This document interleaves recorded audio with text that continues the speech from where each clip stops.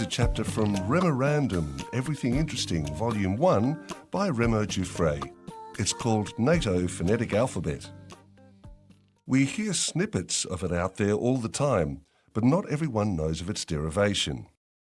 The International Radio Telephony Spelling Alphabet, commonly known as the NATO Phonetic Alphabet, is the world's most widely used radio telephone alphabet. Contrary to what its name suggests, the NATO phonetic alphabet is not technically a phonetic alphabet. Phonetic alphabets are used to indicate through symbols or codes what speech or letters sound like. The NATO phonetic alphabet is instead a spelling alphabet. The 26 code words are as follows: Alpha, Bravo, Charlie, Delta, Echo, Foxtrot, Golf, Hotel, India, Juliet, Kilo, Lima, Mike, November, Oscar, Papa, Quebec, Romeo, Sierra, Tango, Uniform, Victor, Whiskey, X-ray, Yankee and Zulu.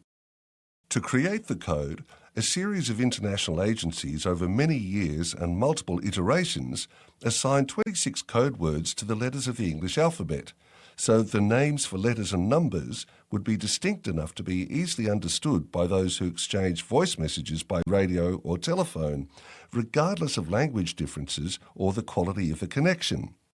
You'll notice that most of the words don't rhyme with any other word starting with a different letter. In the official version of the alphabet, the non-English spellings Alpha and Juliet are used. Alpha is spelt with an F, as it is in most European languages, because the English and French spelling alpha would not be pronounced properly by native speakers of some other languages, who may not know that PH should be pronounced as F. And Juliet is spelt with a double T for French speakers, because they may otherwise treat a single final T as silent.